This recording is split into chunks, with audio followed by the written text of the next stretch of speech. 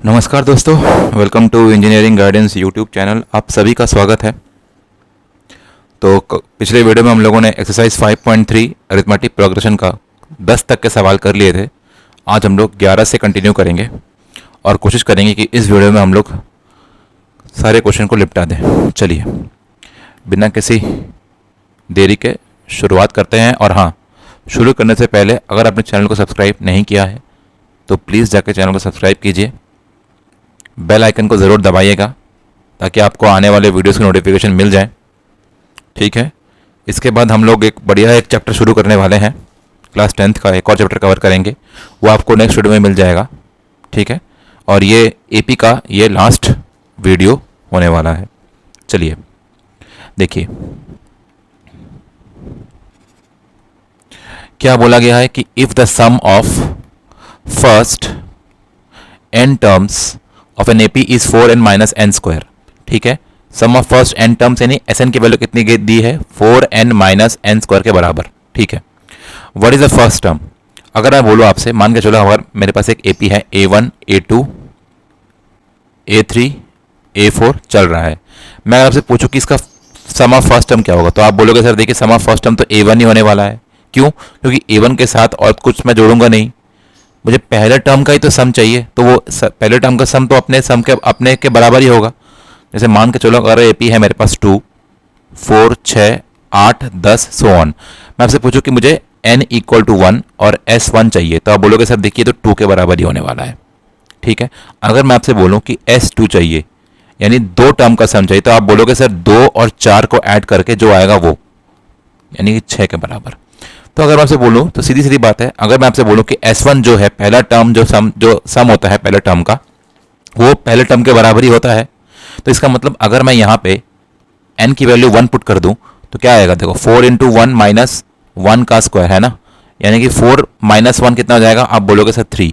और यही 3 मेरा क्या है, this is my A1, that is my first term, isn't it? तो ये मेरा फर्स्ट टर्म आ रहा है। आप बोलोगे हाँ सर ये हमारा फर्स्ट टर्म है। अब क्या पूछा गया है मुझसे, अब मुझसे ये पूछा गया है कि व्हाट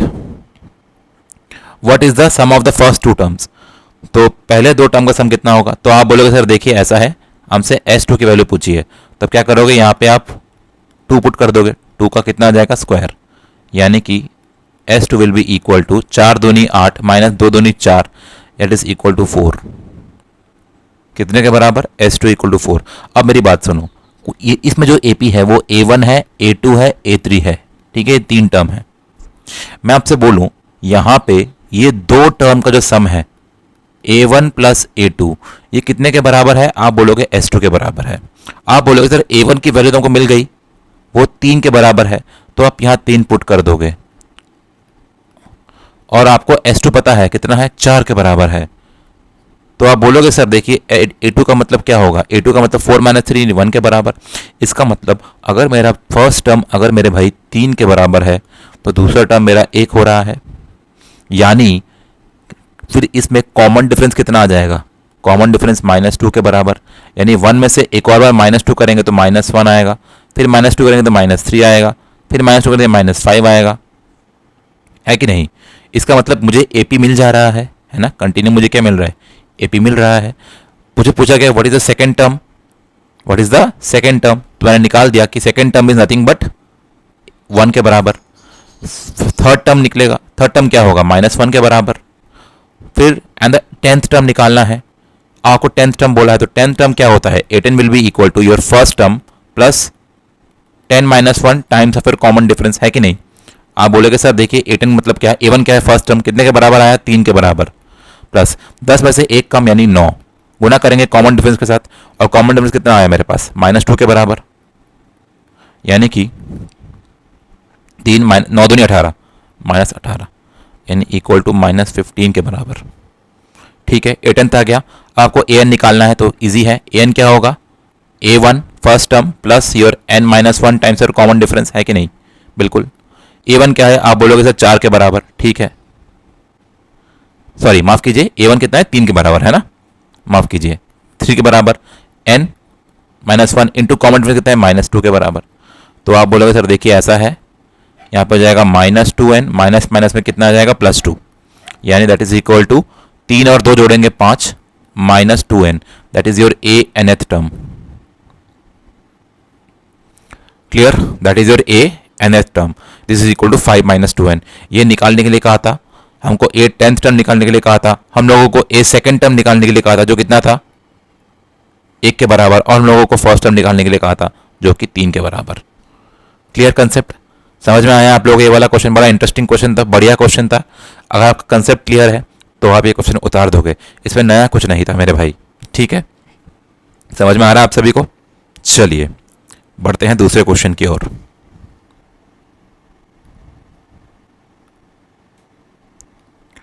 देखिए 12th क्वेश्चन में क्या बोला गया है। 12th क्वेश्चन में मुझे यह बताया गया है कि find the sum of the first 40 positive integers divisible by 6। मुझे ऐसे इंटीजर लेने हैं, पॉजिटिव इंटीजर लेने हैं जो 6 से डिविजिबल हो। मैं अगर उसे बोलूं कि कोई भी नंबर अगर 6 से डिविजिबल है, मतलब मेरा ये कहने का मतलब ये होगा कि अगर कोई भी नंबर अगर वो 6 से डिविजिबल होता है, मतलब ये वाला 6 के टेबल में आएगा, 6 के टेबल में आएगा। इसका मतलब मुझे 40 ऐसे नंबर चाहिए। तो यानी कि अगर मैं शुरुआत करूं 6 जो 6 से डिविजिबल है, 6 के पहले 1 2 3 4 और 5, ये जितने भी नंबर है 1 से लेके 5, ये 6 से डिविजिबल नहीं है। 6 ही एक ऐसा मिनिमम नंबर है जो 6 के टेबल में आता है और 6 से डिविजिबल होता है। अब मुझे क्रम में बढ़ते बढ़ते जाना है। 6 के बाद कौन सा नंबर है? तो आप बोलोगे सर देखिए 12 नंबर आता है। आप बोलोगे सर 12 के बाद कितना? 18 नंबर। तो देखो ऐसे ही देखो क्या हो रहा है कि 6 बढ़ते जा रहा है ना, और कंटिन्यू होके 40 ऐसे होने चाहिए। कितने होने चाहिए? 40 ऐसे होने चाहिए। यानी कितने टर्म्स हैं? 40 टर्म्स। तो आपको a 40 चाहिए। कितने के बराबर? a पहला term plus 40 - 1 39 into common difference कितने के बराबर? 6 के बराबर। आप बोलोगे सर देखिए a कितना है? 6 के बराबर। यानी कि मैं बोलूंगा 6 कॉमन लूंगा तो 39 और प्लस 1 कितना हो जाएगा? यहाँ पे 6 लिखते हैं, 39 गुना 6, 6 कॉमन लेंगे यानी 240 के बराबर। यानी इसका मतलब 6 12 18 जो मेरा 40th टर्म होगा वो 240 के बराबर। मुझे इनका सम निकालना है। एपी मिल गया, लास्ट टर्म पता है? हाँ पता है। फर्स्ट टर्म पता है? हाँ पता है। बस उड़ाओ हवा में। तो S 40 will be equal to A plus A 40 multiplied by total number of terms 40 बट्टे में 2।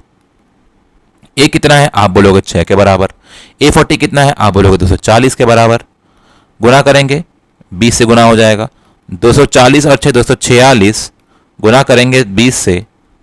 इसका मतलब यहाँ जो आंसर आने वाला है मेरे पास वो कितना हो जाएगा? 6 दूनी 12, 4 दूनी 8 एकम 9, 2 दूनी 4, 4920 will be your correct answer मेरे भाई। ठीक है, आप लोगों को समझ में आ रहा है? तो 4920 क्या आ रहा है मेरा? Is the correct answer. ठीक है, क्लियर है आप सभी को कि 4920 क्या है मेरा? Is the correct answer. समझ में आ रहा है कंसेप्ट आप सभी को? इजी है कंसेप्ट, ज़्यादा टफ नहीं है, बस थोड़ा आपको दिमाग लगाने की आवश्यकता है। आप थोड़ा सा अगर अपना कंसेप्ट क्लियर रख लेंगे तो आप लोग उड़ा देंगे हवा। ठीक है, क्वेश्चंस को आप इजीली हवा में उड़ा सकते हैं। चलिए चलते हैं नेक्स्ट क्वेश्चन की ओर। 13th क्वेश्चन क्या कहा गया है? बोला गया है कि देखिए find the sum of the first 15 multiples of 8। Same question, पहले 15 मल्टीपल्स ऑफ 8 यानी 8, पहले 8 के 15 मल्टीपल लिखोगे, यानी 8 8 2 16, 8 3 24, 15 मल्टीपल, 15 मल्टीपल यानी कि कितने number of terms? Up to 15 terms. मैं आपसे बोलूँ 8 के आप 3 मल्टीपल लिखे तो आप बोलोगे 8 8 2 16, 8 3 24, कितने नंबर ऑफ टर्म्स? 1 2 3, यानी 3 मल्टीपल लिख दिया आपने। तो 15 मल्टीपल यानी कि इसका मतलब क्या? तो इसका मतलब 15 टर्म यानी कि क्या हो जाएगा फिर? यानी 15 गुना 18 कितना होता है? That is equal to 120। यानी कि मैं बोलूँ आपसे 8 16 24 अप टू कितना?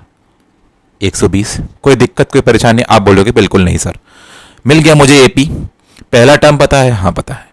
लास्ट टर्म पता है? आप बोलोगे हाँ सर पता है। ठीक है, नंबर ऑफ टर्म्स पता है? आप बोलोगे वो भी पता है। तो हम सम निकाल सकते हैं। यानी कि S 15 15 मल्टीपल बोला है 15 terms equal to first term 8, अच्छा 8 और 120 जोड़ेंगे 128 गुना 15/2, 2 से जाएगा 6 बार में, 4 बार में, 640 यहाँ लिख दिया, 300, 320, यानी कि तुम्हारे पास आ जाएगा 960 के बराबर मेरे भाई। That will be your correct answer मेरे भाई। 960 जो होगा वो that will be the correct answer. ठीक है, समझ में आया आप सभी को? क्लियर है कंसेप्ट? बस कंसेप्ट क्लियर होना चाहिए आप सभी का। अगर आपका कंसेप्ट क्लियर होता है तो आप चुटकियों में उड़ा देंगे क्वेश्चंस को। ठीक है, क्लियर? चलिए बढ़ते हैं 14th क्वेश्चन की ओर।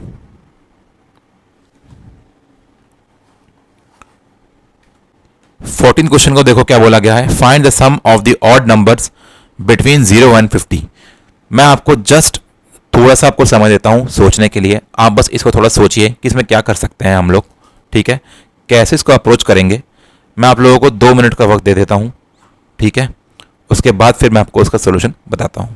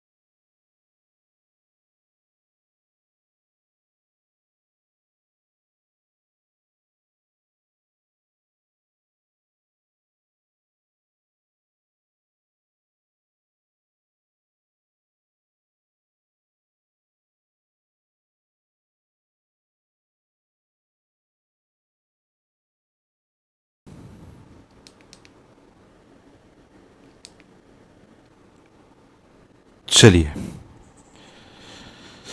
आशा करता हूँ आप लोगों ने ट्राई किया होगा। नहीं हुआ है कोई बात नहीं। अब जरा स्क्रीन पे देखो। Find the sum of the odd numbers between 0 से 50। 0 तो ऑड नंबर नहीं है। आप बोलोगे सर 1 ऑड नंबर है। बिल्कुल, 1 ऑड नंबर है, 3 ऑड नंबर है, 5 ऑड नंबर है, 7 ऑड नंबर है। 50 ऑड नंबर नहीं है। 49 क्या है? Odd number. और कोई ऑड नंबर नहीं मिलेगा। ठीक है, यानी मुझे इसका सम निकालना है। आपको क्या पहला टर्म पता है? हाँ। क्या आपको लास्ट टर्म पता है? बिल्कुल हाँ। कोई बात नहीं मेरे भाई। अब मेरी बात ज़रा ध्यान से सुनो। ए एन क्या होता है? आप बोलोगे a plus n minus 1 times of r common difference. आप बोलोगे ए एन की वैल्यू 49 के बराबर, ए आपका 1 है, एन की वैल्यू हमको निकालनी है, डी कितना है? आप बोलोगे डी है सर 2 के बराबर, यानी 49 से 1 कम करूंगा 48 के बराबर, 2 से भाग जाएगा इक्वल टू एन माइनस 1, यानी एन इक्वल टू 24 यानी एकम 25। यानी कि 1 से लेकर 49 तक कितने ऑड नंबर है मेरे पास? 25। मुझे इन 25 ऑड नंबर्स का सम निकालना है, यानी S25 will be equal to क्या आने वाला होगा? तो यहाँ पे जो आएगा मेरे भाई वो होगा A plus A25 times of 25 बट्टे में 2। आप बोलोगे A कितना टर्म है? आप बोलोगे A is the first term 1। 25th term क्या है? आप बोलोगे 49 के बराबर, गुना करेंगे 25 से, बट्टे में जाएगा 2 बार में। क्या आपको ये कंसेप्ट समझ में आ रहा है? बिल्कुल आ रहा है। इसका मतलब ये जो वैल्यू देगा वो कितना देगा मेरे को? 50 देने वाला है। गुना करेंगे 25 से, बट्टे में जाएगा 2 बार में, 2 से जाएगा 25 बार में। 25 into 25 625 is the correct answer मेरे भाई। यानी कि 1 से लेके, या मैं बोल रहा हूँ 0 से लेके 50 तक जितने भी ऑड नंबर हैं वो कितने ऑड नंबर हैं, तो आप बोलोगे सर मेरे पास 25 ऑड नंबर हैं, और उन 25 ऑड नंबर का जो सम है वो 625 के बराबर है। आशा करता हूँ आपको ये क्वेश्चन समझ में आया है। ठीक है, बहुत बढ़िया, बहुत शानदार। चलिए बढ़ते हैं अपने 15th क्वेश्चन की ओर। देखो 15th क्वेश्चन देख के घबराना नहीं है, आपको आराम से इसको पढ़ना है, समझना है, कंप्रीहेंड करना है और सॉल्व करना है। क्या बोला गया है कि a contract on construction job specifies a penalty for delay of completion beyond a certain date as follows. 200 रुपये, 250 रुपये, 300 रुपये, और यानी कि 200 रुपये पहले दिन में, 250 सेकेंड दिन में, 300 थर्ड दिन में। Penalty for each succeeding day being 50 more than the preceding day. How much money the contractor has to pay as penalty it has if he has delayed the work by 30 day. देखो मेरे भाई, मेरी बात सुनो। अगर मैं आपसे बोलूं कि देखो भैया, मैंने कहा कि मैं आज मान के चलो 18 जून है, 2023 है, ठीक है मेरे भाई, और मैंने आपको कहा कि मैंने जो आप लोगों को असाइनमेंट या होमवर्क दिया है वो आपको 30 जून 2023 तक क्या करना है मेरे भाई, जमा करना है। क्या करना है आपको, जमा करना है। यानी मैंने आपको 18 जून से लेकर 30 जून तक असाइनमेंट को सॉल्व करने का समय दिया, हाँ या ना। आप बोले कि हाँ सर, 18 से लेकर 30 जून तक हमको समय मिला है काम करने के लिए। अगर मैं 30 जून के बाद अगर मैं 1 जुलाई को सबमिट करने जाऊंगा तो मैं बोलूँगा देखो बाबू ऐसा है, आप ना 1 दिन लेट हो गए। क्या हो गए आप, 1 डे आप क्या हो गए बाबू, लेट हो गए। और अगर आप 1 दिन लेट आते हो ना मेरे भाई, तो आपको मुझे 200 रुपये देना पड़ेगा। आप बोलोगे अच्छा सर मैं 200 रुपये दूंगा। लेकिन क्या करते हैं कुछ बच्चे और शैतानी हैं, उन्होंने 18 से लेकर 30 जून तक काम नहीं किया, वो 1 जुलाई को भी जमा नहीं करते हैं, वो क्या करते हैं, वो 2 जुलाई को जाके जमा करते हैं। और मैं कहता हूँ कि अब आपको पैसे देने पड़ेंगे 250 रुपये, क्योंकि आप लेट फ़ाइन दे देंगे, आपको फ़ाइन देना होगा 250 रुपये का। अगर आप 1 तारीख को देते, अगर आप 1 दिन लेट देते तो आप 200 रुपये देते। अगर आप 2 दिन लेट हो रहे हैं तो आप सेकेंड डे में आप मुझे असाइनमेंट जमा तो करेंगे, लेकिन मैं आपसे 250 रुपये लूँगा।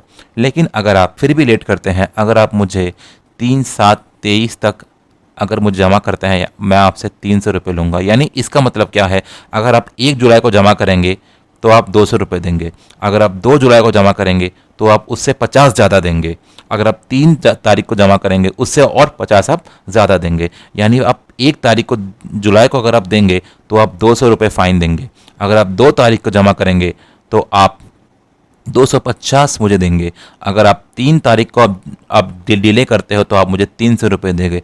ऐसे करते करते जो कॉन्ट्रैक्टर था उसने 30 दिन का डिले कर दिया, यानी अप टू 30 दिन तक उसने डिले कर दिया। तो उस 30 दिन में जो उसका जो अमाउंट होगा वो कितना होगा। और मुझे अब इतना बताओ कि अगर आप मुझे असाइनमेंट 30 जून को जमा ना करके अगर आप मुझे 30 जुलाई को जमा करोगे तो आपको टोटल फ़ाइन कितना देना होगा।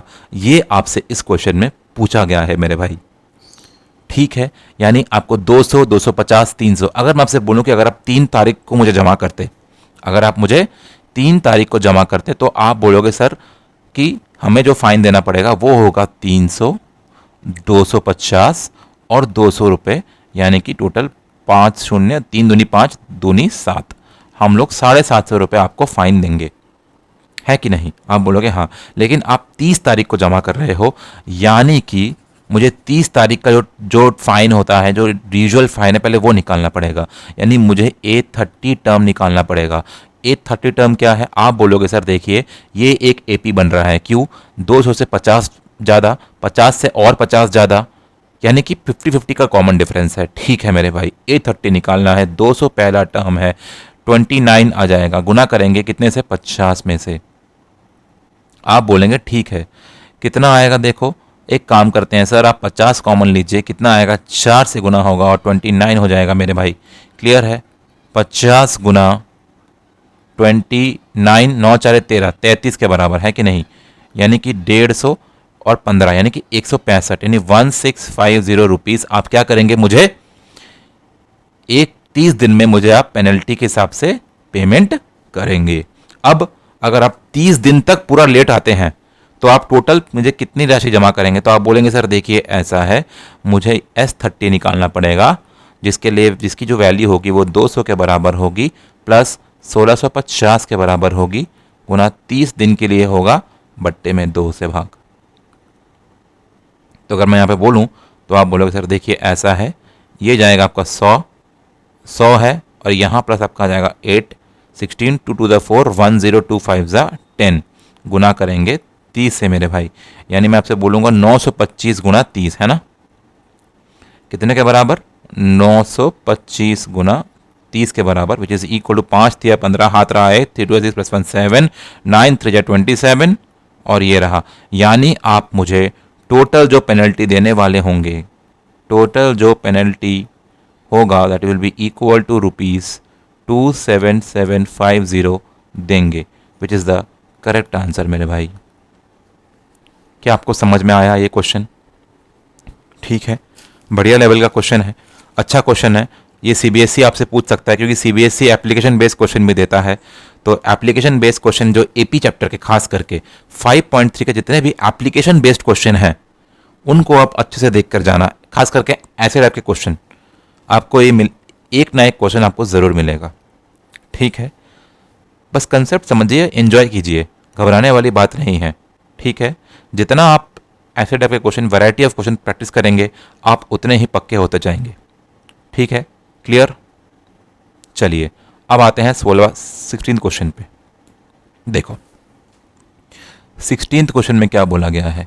16th क्वेश्चन में हमको ये कहा गया है कि a sum of 700 is to be used to give 7 cash prizes to students of a school for their overall academic performance. If each prize, अगर हर एक prize, if each prize is 20 less than its preceding prize, तो find the value of each of the prizes. बढ़िया question है। देखो क्या गया है, पहले फर्स्ट आप सेंटेंस को पढ़िए, पहले फर्स्ट सेंटेंस को पढ़िए। A sum of 700 is to be used to give 7 cash prizes, यानी कि जो 700 का जो राशि है उसको भाग करना है कितने स्टूडेंट्स में, 7 स्टूडेंट्स में। 1 2 3 4 5 6 7 स्टूडेंट्स में इसको भाग करना है। इतना क्लियर है? आप बोलोगे हाँ क्लियर है। अब क्या बोला गया है, अब यह कहा जा रहा है कि if each prize is 20 less than its preceding prize, find the value of each prize. Find the value of each prize मेरे भाई। यानी इसका मतलब ये है कि अगर मान के चलो ये आपका, थोड़ा पेन का कलर चेंज करते हैं, ठीक है। ये देखिए, मान के चलो ये फर्स्ट है, ये सेकंड है, ये थर्ड, ये फोर्थ, ये फिफ्थ, ये सिक्स्थ और ये सेवेंथ। फर्स्ट को जो प्राइस आप दोगे वो देने वाले हो आप X रुपीज़, ठीक है। सेकंड वाले को जो आप प्राइस देने वाले हो X से कितना कम होगा, 20 कम होगा, X माइनस 20। थर्ड वाले को जो प्राइस दोगे वो सेकंड वाले का प्राइस कितना है, X माइनस 20, इससे भी कितना 20 कम, माइनस 20 कम, यानी इक्वल टू कितना, X माइनस 40। अब देखो फोर्थ वाले का क्या होगा, सेकंड थर्ड वाले से 20 कम, यानी कि माइनस 40 से और minus 20, that is equal to X minus 60, ठीक है। फिफ्थ वाले का क्या होगा, X माइनस 80। सिक्स वाले का क्या होगा, X माइनस 100। सेवेंथ वाले का क्या होगा, आप बोलोगे X माइनस 120। लेकिन लेकिन लेकिन आप क्या कर रहे हो, आप भाग कर रहे हो मेरे भाई। आप क्या कर रहे हो, आप भाग कर रहे हो। किसको भाग कर रहे हो, कौन सी मूल राशि है, आप बोलोगे सर 700 को भाग कर रहे हैं X में, X माइनस 20 में, x माइनस 40 में, x माइनस 60 में, x माइनस 80 में, x माइनस 100 में, x माइनस 120 में, ताकि इन सभी को ऐड करके, इन सभी राशियों को अगर मैं ऐड करूंगा, अगर मैं इन सभी राशियों को अगर मैं ऐड करूंगा, ठीक है, तो मुझे कितने के बराबर आना चाहिए मेरे भाई? 700 के बराबर आना चाहिए। ठीक है, इसका मतलब क्या है कि अगर मेरा पहला टर्म क्या है, x के बराबर, तो मैं कह सकता हूं कि एस एन का फॉर्मूला क्या होता है? आप बोलोगे n बटे 2 2a plus n minus 1 times of your common difference. आप बोलोगे सर देखिए टोटल राशि 700 को भाग करना है, 700 का सम है, सम कितना है? 700 के बराबर है, और है कितने में भाग करना है? 7 जन में भाग करना है। पहला राशि x है, n माइनस 1 कितना आपके? 6 के बराबर, गुना d कितना है? आप बोलोगे d निकाल सकोगे कैसे? d will be equal to x minus 20 minus x, cancel हो जाएगा तो माइनस 20, यानी कि माइनस 20। अब आपको क्या पता करना है? यहाँ पे x की वैल्यू पता करनी पड़ेगी, है कि नहीं?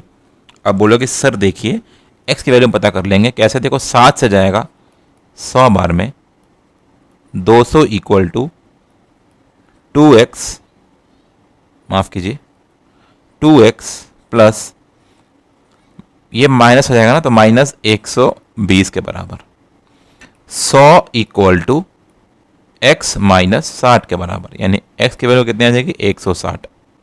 तो आप क्या निकालना है? Find the value of each price. आपको x की वैल्यू 160 मिल गई, तो पहले वाले बच्चे को आप कितना दोगे? 160 दोगे, दूसरे वाले को आप 20 कम दोगे, यानी कि 140 देने वाले हो, तीसरे वाले को और 20 कम दोगे, 140 से 20 कम यानी 120, चौथे वाले को आप और 20 कम दोगे, कितना दोगे? 100 दोगे, पांचवें वाले को और 20 कम करोगे 100 से, यानी 80 दोगे, छठे वाले को आप और 20 कम करोगे, कितना दोगे? 60 दोगे, और सातवें वाले को आप कितना दोगे मेरे भाई? 40 रुपये दोगे। अब देखो 40, 60, 80, 120, 100, 140 और 140 को अगर हम 160 और 140 को ऐड करोगे तो आपको 700 के बराबर आएगा। ठीक है, क्लियर है? तो आप लोगों को यही कहा जाए कि हर एक बच्चे को जो राशि मिल रही है वो कितनी है, उसका आप मान ज्ञात करें। तो ये रुपीज़, ये भी रुपीज़, सारे क्या होंगे? रुपीज़ में ही होंगे। ठीक है, will be the correct answer मेरे भाई। समझ में आ रहा है सभी को? कंसेप्ट क्लियर है सभी को? ठीक है, बढ़िया तरीके से समझ में आ रहा है सभी को, आशा करता हूं। चलिए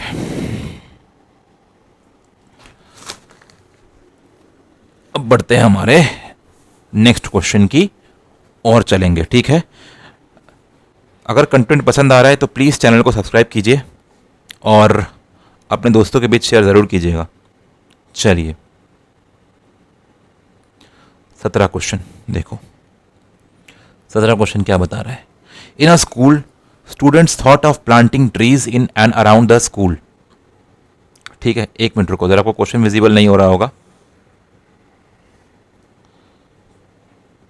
थोड़ा सा नीचे करते हैं इसको। ये देखिए, तो in a school students thought of planting trees in and around the school to reduce air pollution. It was decided that the number of trees that each section of class will plant will be the same as the class in which they are studying. Example, a section of class 1 will plant 1 tree, a section of class 2 will plant 2 trees, and so on till class 12. There are 3 sections of each class. How many trees will be planted by the students? बहुत ही बढ़िया और प्यारा question है। देखो इसको भी आज उतारेंगे। देखो सॉल्यूशन क्या है। बोला जा रहा है कि अगर क्लास 1 है, कितने क्लास है? क्लास 1। अगर क्लास 1 के बच्चे हैं तो वो सिर्फ एक ट्री प्लांट करेंगे। अगर क्लास 2 के बच्चे हैं तो आप 2 ट्री प्लांट करने वाले हो। अगर आप क्लास 3 के बच्चे हो तो आप 3 ट्री प्लांट करोगे मेरे भाई। ऐसे करके जब आप 12 तक पहुंच जाओगे तो आप 12 ट्री प्लांट करोगे। लेकिन ये क्या होने वाला है, यहाँ पे हर एक सेक्शन एक ट्री प्लांट करेगा। लेकिन हमें कितने सेक्शन बताए हैं, there are 3 sections for each class, यानी कि क्लास 1 में 3 सेक्शन हैं। ठीक है मेरे भाई, क्लास 2 में भी 3 सेक्शन हैं, क्लास 3 में भी 3 सेक्शन है मेरे भाई। इसका मतलब क्लास 1 कितने ट्री प्लांट करेगा, अगर हर एक सेक्शन क्लास 1 यानी एक ट्री, तो एक ट्री, एक ट्री, एक ट्री, एक ट्री। क्लास 2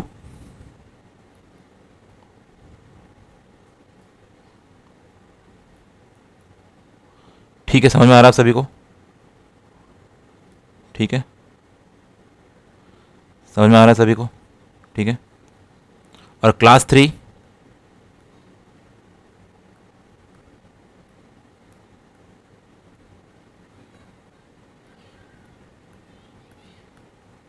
ड्राइंग पे मत जाइएगा, ठीक है, ड्राइंग बहुत ख़राब है, आप बस समझने में कंसंट्रेशन करिए। इसका मतलब मैं अगर आपसे पूछूं कि बच्चों बताओ ज़रा मेरे को कि क्लास 1 जो है ना मेरे भाई, वो कितना ट्री प्लांट कर रहा है, तो क्लास 1 हर एक सेक्शन एक ट्री प्लांट कर रहा है, और हर एक सेक्शन में एक ट्री प्लांट कर रहे हैं। टोटल कितने ट्री प्लांट हो रहे हैं क्लास 1 की तरफ से, 1 2 3, आप बोलोगे 3 ट्रीज़। मैं आपसे बोलूं कि क्लास 2 के बच्चे कितना प्लांट कर रहे हैं, आप बोलोगे 1 2 3 4 5 6, यानी कि 6। मैं आपसे बोलूं अगर क्लास 3 कितने कर रहे हैं, तो 3 6 और 9। इसका मतलब क्या है, आप ध्यान से देख पा रहे हैं कि अगर क्लास 1 अगर एक एक ट्री प्लांट कर रहा है, तो अगर 3 सेक्शन है तो 3, अगर 3 दूनी 6, इसमें कितना है, नंबर ऑफ ट्रीज कितना प्लांट करेंगे, हर एक 2 करके, हर एक 2 करके, लेकिन कितने सेक्शन, 3 सेक्शन, इसलिए नंबर ऑफ ट्रीज कितने प्लांट करेंगे, 3, कितने section, 3 section. Number of trees कितने प्लांट करेंगे, 1, कितने सेक्शन, 3 सेक्शन। उसी तरीके से क्लास 4 में कितने होने वाले हैं, यानी कि क्लास 4 में कितने ट्रीज प्लांट करेंगे, 4 ट्रीज प्लांट करने हैं, और कितने सेक्शन है, तो 3 सेक्शन, यानी कि 12। इसका मतलब अगर मैं आपसे पूछ लूँ कि लास्ट क्लास कौन सा है, तो आप बोलोगे सर क्लास 12, और क्लास 12 कितना प्लांट करने वाले होंगे, तो देखो 12 ट्रीज प्लांट करेंगे, हर एक मिलके 3 सेक्शन, यानी कि 12 या 36 के बराबर। तो आपको मेन क्या बोला गया है, हमसे मेन ही पूछा गया है कि how many trees will be planted by the student, यानी हाउ मेनी ट्रीज मतलब ये आपके नंबर ऑफ ट्रीज, इन सभी का अगर आप सम कर देते हो, इन सभी का आप सम कर देते हो,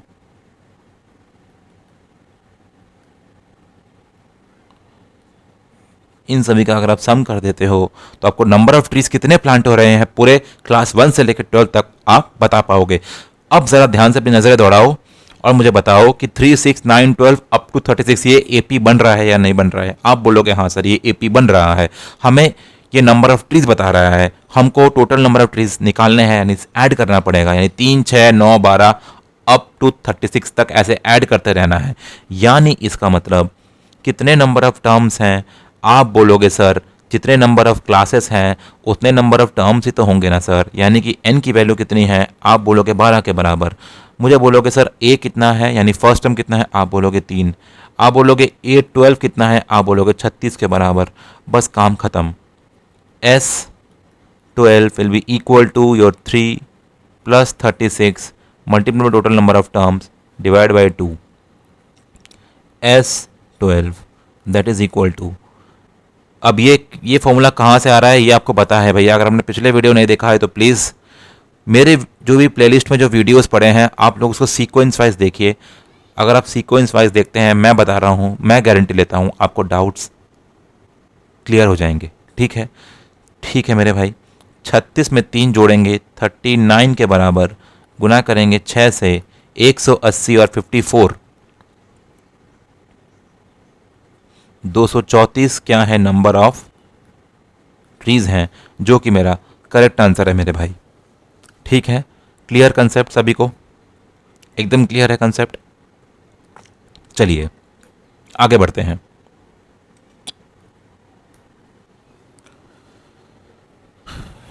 देखो 18 क्वेश्चन क्या बोला क्या है। A spiral is made up of successive semi circles with centres alternately at A and B. देखो कुछ नहीं, बस आप मेरी बात बड़े ध्यान से सुनो और फिगर को देखो। देखो क्या आप लोगों को ये सेमी सर्कल नजर आ रहा है जो मैं पेंट करने वाला हूं?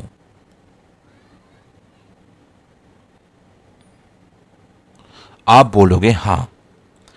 इस सेमी सर्कल का सेंटर पता है कहां पे है? अब मैं बोलूंगा आपको ए पॉइंट पे है। किससे, कौन से पॉइंट पे है? ए पॉइंट पे है। अगर मैं आपसे बोलूं कि इस सेमी सर्कल को बनाने के लिए जो रेडियस यूज किया है वो कितना है? वो R1 है। वो कितने के बराबर है? 0.5। लिख दिया, कोई बात नहीं। अब दूसरा सेमी सर्कल कौन सा है? दूसरा जो सेमी सर्कल बना रहे हैं मेरे भाई वो ये वाला है, ये वाला है, जिसका सेंटर क्या है? जिसका सेंटर B है और इसका जो रेडियस होगा वो 1 सेंटीमीटर होगा, यानी कि R2 जो होगा वो 1 सेंटीमीटर होगा।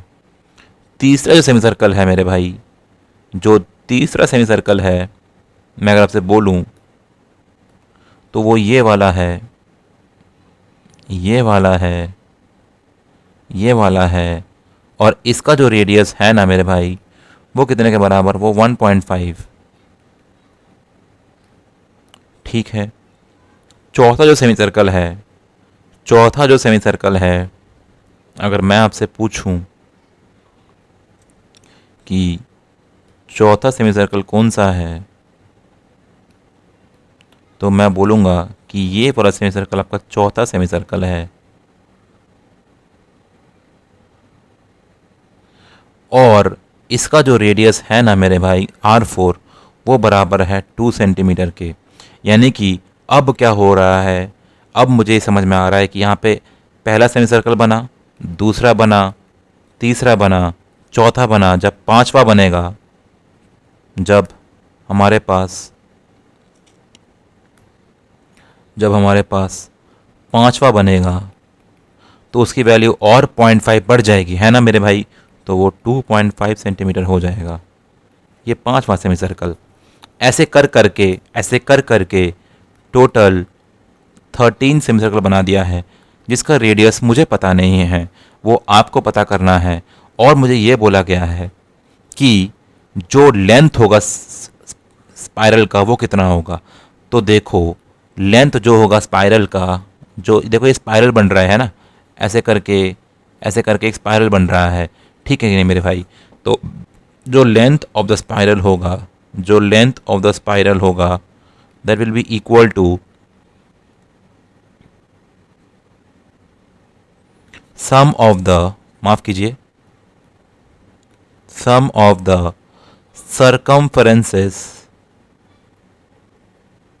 circumferences of the semicircles, yes or no? आप बोलेंगे हाँ सर बिल्कुल। कितने सेमी सर्कल बन रहे हैं? आप बोलोगे 13 सेमी सर्कल बन रहे हैं। अच्छा, मुझे R13 निकालना है। R13 निकालना है, मुझे R1 पता है। 13 - 1 इंटू कॉमन डिफरेंस कितने के बराबर? 0.5 के बराबर। R13 निकालना है मेरे भाई। R1 पता है कितने के बराबर? 0.5 के बराबर। वैल्यू पुट करो, प्लस 13 से 1 कम यानी 12 गुना 0.5 मेरे भाई। 0.5 कॉमन लोगे, 12 एकम 13, 13 गुना 5/10, 5 हो जाएगा हाफ, 13 का हाफ 6.5 सेंटीमीटर मेरे भाई। यानी इसका मतलब जो R13 की वैल्यू आने वाली है वो 6.5 सेंटीमीटर आ जाएगी। Is that clear to all of you?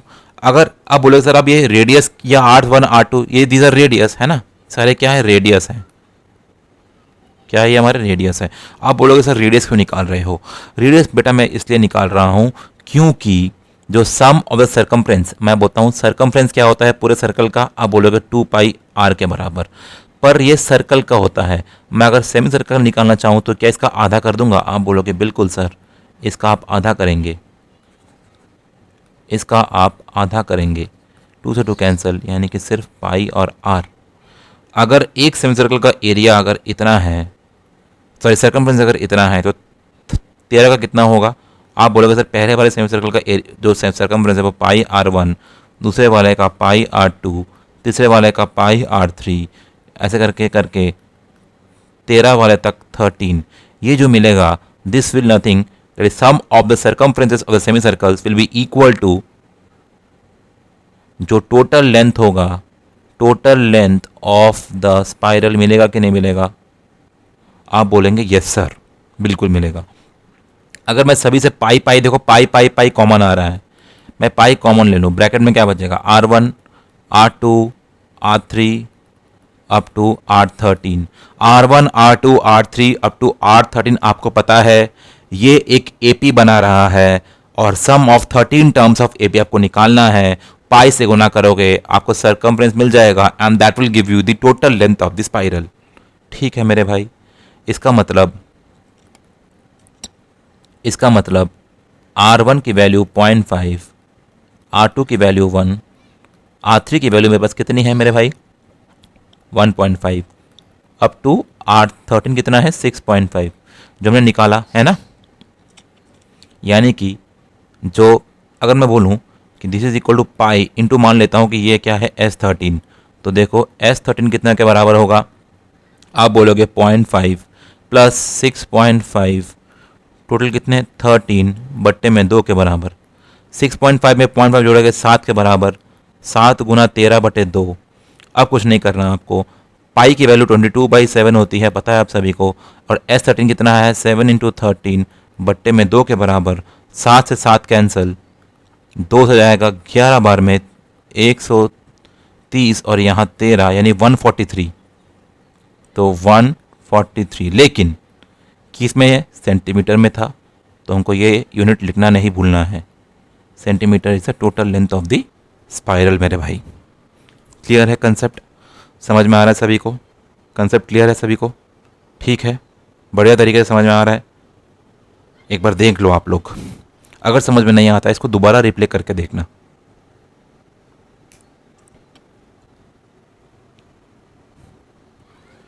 ठीक है, बहुत शानदार। चलिए बढ़ते हैं 19th क्वेश्चन की ओर। देखो 19th क्वेश्चन में क्या बोला गया है? 19th क्वेश्चन में बोला है कि 200 logs are staggered in the following manner, 20 logs in the bottom row, 19 in the next row, 18 in the row next to it, and so on. In how many rows are the 200 logs placed, and how many logs are in the top row? एक बार थोड़ा सा question को आप ठंडे दिमाग से पढ़िए और इसको अच्छे से कंप्रीहेंड कीजिए। मैं आपको 1 मिनट का समय देता हूं।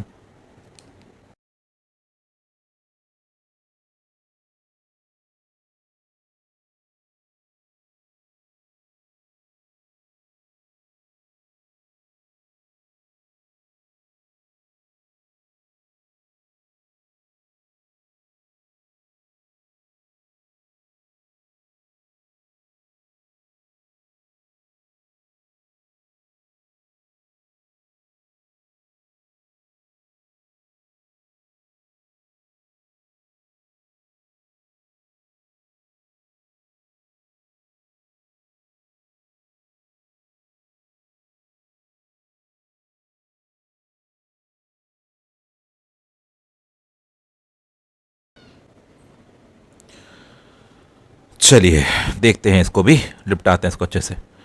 क्या कहा गया है? बोला गया है कि बॉटम रो जो है, यानी कि बॉटम रो अगर मैं बोलूँ, बॉटम रो ऐसे करके ऐसे करके ऐसे करके जा रहा है, ठीक है। इसको मान लेते हैं रो 1, इसको मानते हैं रो 2, इसको मानते हैं रो 3, इसको मानते हैं रो 4, रो 5, ठीक है। अगर मैं आपसे बोलूँ कि रो 1 में कितने लॉग्स हैं, तो बोल के देखो 20 logs in the bottom row, 20 logs है बॉटम रो में, 19 इन द नेक्स्ट रो, और फिर रो सेकंड में कितने लॉग्स हैं? 19 लॉग्स। रो थर्ड में कितने लॉग्स? 18 लॉग्स। रो फोर्थ में कितने लॉग्स? 17। ठीक है, ऐसे करते करते करते करते 20, 19, 18, 17 को जोड़ जोड़ के टोटल कितने लॉग्स हैं, टोटल टोटल कितने हैं, 20 लॉग्स मिलेंगे मेरे को। कितने लॉग्स मिलेंगे, 20। कितने रो में, how many rows are the 200 logs placed and how many logs are in the top row. बहुत ही प्यारा क्वेश्चन। कितने रो यानी कि कितना रो मतलब क्या बता रहा है, देखो first row, second row, third row, fourth row, यानी एन की वैल्यू हमको निकालनी पड़ेगी। This is nothing but the number of rose.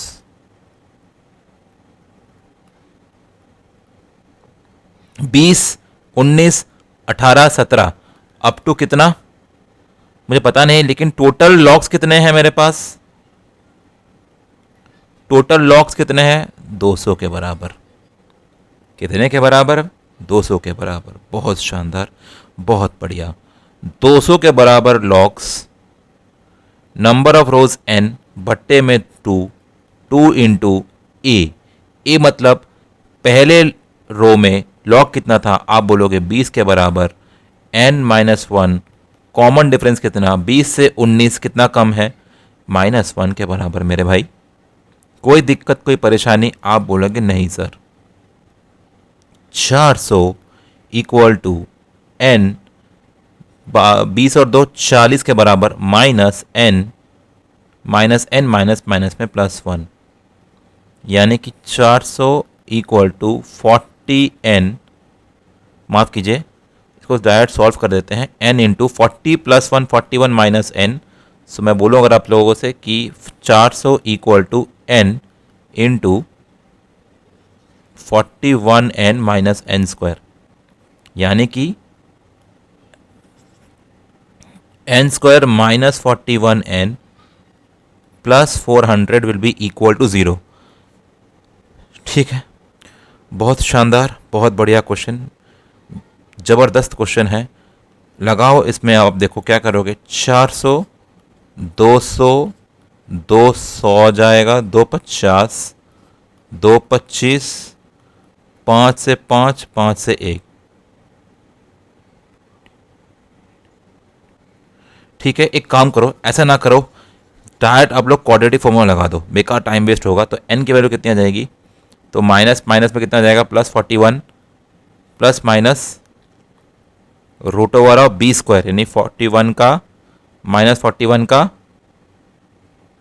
Square minus 4 into a 1 into 400 बट्टे में 2 इंटू 1, करेक्ट।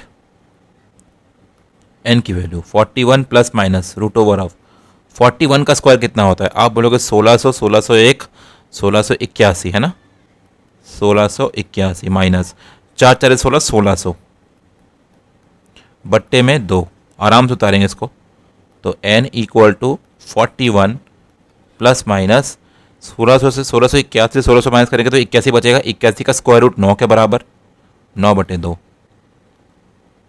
n की वैल्यू 41, अच्छा n की वैल्यू 2 आएगी, एक आएगी n1 इक्वल टू 41 प्लस 9/2 और एक आएगी n2 इक्वल टू 41 माइनस 9/2, 50/2 25, और n2 की वैल्यू 49 माइनस 9 कितना जाएगा, 11 यानी कि 32, 32 16। अच्छा, टोटल नंबर ऑफ रोज कितने हैं, तो आप बोलोगे टोटल नंबर ऑफ रोज हैं, 2 वैल्यू आ रही है सर, एक है 25, एक है 16, कौन सा वैल्यू लें, कौन सा वैल्यू ले सर, एक है 16 और एक है 25, n की वैल्यू कौन सी ले, ये वाली ले कि ये वाली ले। देखो मेरे भाई, आप एक चीज़ ध्यान से, आप एक चीज़ देख रहे हैं कि आप जितना आप ऊपर जा रहे हैं बॉटम से टॉप तक, अगर मैं आपसे बोलूं कि आप जितना बॉटम से टॉप तक जा रहे हो ना, आपके क्या लॉक्स की जो संख्या है वो कम हो रही है कि बढ़ रही है, आप बोलोगे सर कम हो रही है। कैसे, नीचे बॉटम में 20 थे, एक कम हो गई 19, और कम हो गया एक 18, फिर और कम 17, कैसे कम होता जा रहा है। तो कम अगर होता जा रहा है, मैं मान लेता हूं कि अगर जब मेरी n की वैल्यू मान लो 16 है, कितनी है 16 है, तो एक काम करते हैं, क्या मैं मान लेता हूं n की वैल्यू 25 है अभी के लिए, तो 25th में कितने मेरे को वुडन लॉक्स मिलेंगे, पहले वो निकाल सकता हूँ कि नहीं, आप बोलोगे हाँ निकालो। कैसे निकालोगे, आप बोलोगे सर देखिए ऐसा है, R25 में रो 25 में ये रो 1, रो 2, रो 3, रो 4, रो 25, अगर टोटल रो 25 है तो रो 25 में मेरे को row 1 plus 25 minus 1 24 into common difference -1। R1 कितना 20 minus 24 which is equal to मेरे भाई -4 के बराबर। यार यानी कि इसका मतलब 25वें रो में मेरे पास -4 नंबर ऑफ वुडन लॉग। यार कभी वुडन लॉग माइनस में हो सकते हैं क्या? कभी हो सकता है पॉसिबल कि मैंने कहा कि -4 kg या मैंने कहा -5 सेंटीमीटर? कभी नहीं हो सकता यार। हाइट कभी नेगेटिव नहीं हो सकती, ना ही वो नंबर ऑफ वुडन लॉग्स कभी नेगेटिव हो सकता है। इसका मतलब n की वैल्यू 25 डिस्कार्ड हम लोग कर देंगे, यानी कि n की वैल्यू कितनी है 16। There are 16 rows, R1, R2, R3, R4 up to last कितना 16 रो। और इस 16 में कितने हमको 16 क्या है, इज टॉप मोस्ट रो, और टॉप मोस्ट रो में कितने वुडन लॉग्स हम वो निकालने हैं। कोई बात नहीं, आराम से निकालेंगे। R16 will be equal to R1 plus 15 into common difference. R1 पहले रो में 20 लॉग्स थे और कॉमन डिफरेंस -1 के बराबर 20 माइनस 15 5। यानी कि अगर आपसे कोई बोले कि R16 में टॉप रो में कितने लॉग्स हैं तो आप बोलोगे सर 5 लॉग्स हैं। Is that clear to all of you? क्या सभी को क्लियर है? समझ में आ रहा है आप सभी को? ठीक है मेरे भाई, बिल्कुल बढ़िया तरीके से समझ में आ रहा है आपको। तो ऐसे करके आपको इन सॉल्यूशंस को निकालना है, इन क्वेश्चंस को सॉल्व करना है। चलिए बढ़ते हैं नेक्स्ट क्वेश्चन की ओर। तो इसी के साथ हम लोगों का ये आज इस चैप्टर का लास्ट क्वेश्चन है, ठीक है? चलिए देखिए क्या कहा गया है मेरे भाई। ये कहा गया है कि in a potato race a bucket is placed at the starting point. एक काम करते हैं, फिगर आपको विजिबल नहीं हो रहा होगा ठीक से, तो इसको हम थोड़ा सा नीचे कर लेते हैं।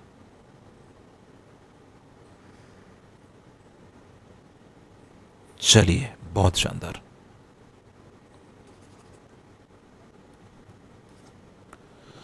क्या कहा है हमें? ये कह रहा है कि in a potato race a bucket is placed at the starting point which is 5 meter from the first potato and other potatoes are placed 3 meter apart in a straight line. There are 10 potatoes in the line. A competitor starts from the bucket, picks up the nearest potato, runs back with it, drops it in the bucket, runs back to pick up the next potato, runs to the bucket to drop it in, and she continues in the same way until all the potatoes are in the bucket. What is the total distance the competitor has to run, blah blah blah and all this? ठीक है, कोई परेशानी नहीं, कोई दिक्कत नहीं, बस आप मेरी बात सुनो।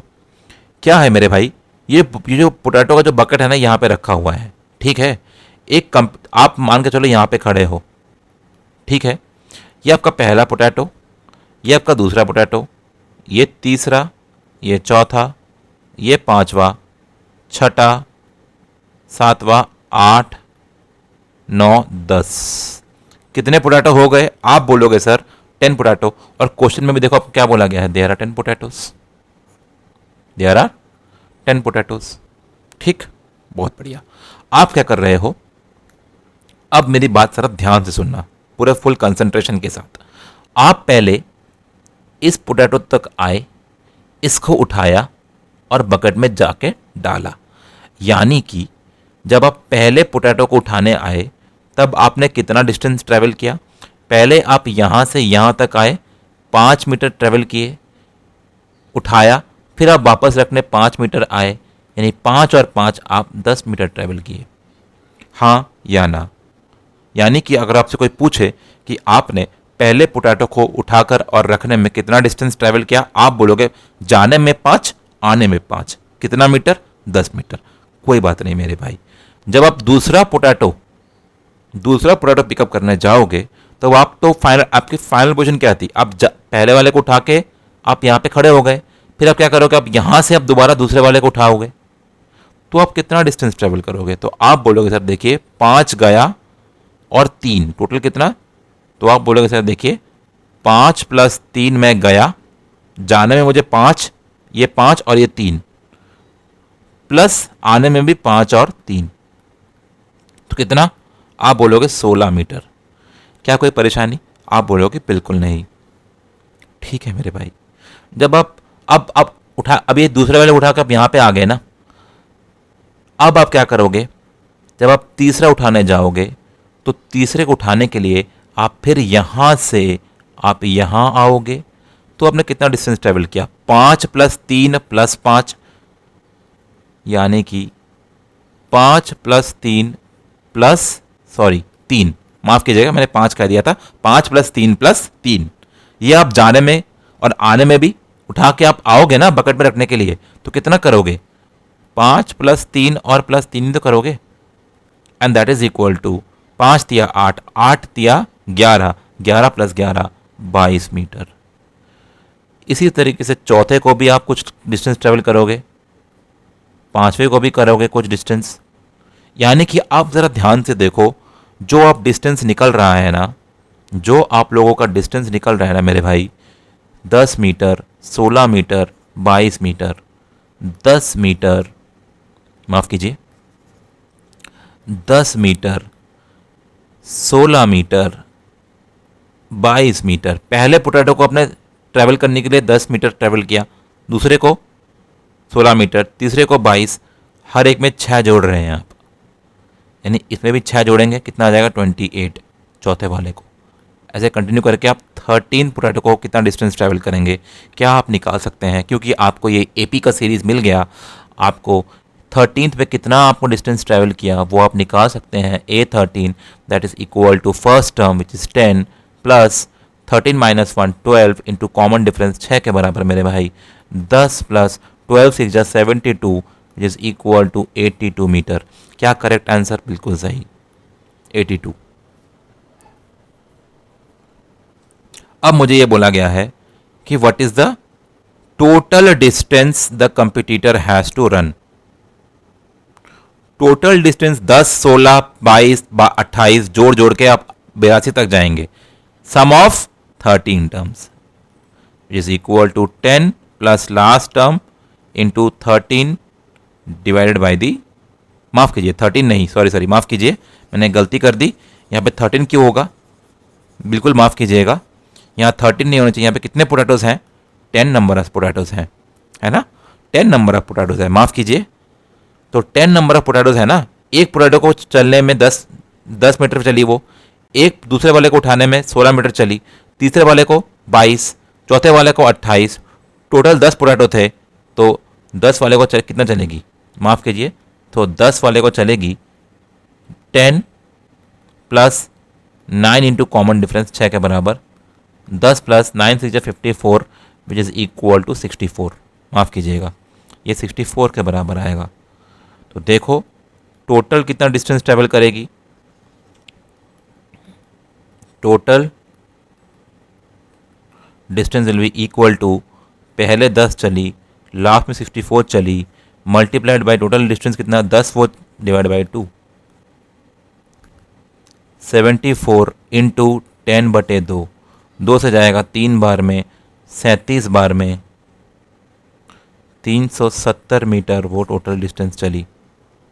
ठीक है मेरे भाई, this is the correct answer. क्या आपको समझ में आया, आप बोलेंगे हाँ सर अब ये क्लियर है। ठीक है, अगर समझ में नहीं आता है दोबारा इस वीडियो को देखना, पॉज करके नोट डाउन करो कॉपी में और समझते जाओ। तो इसी के साथ एपी से हम लोग अलविदा लेते हैं। एपी का ये फाइनल वीडियो है, ख़त्म होता है हमारा अरिथमेटिक प्रोग्रेशन। हम लोग नेक्स्ट वीडियोस में कुछ नए चैप्टर को कवर करेंगे। तब तक के लिए हमारे साथ बने रहिए, खुश रहिए, पढ़ते रहिए, आगे बढ़ते रहिए। जय हिंद।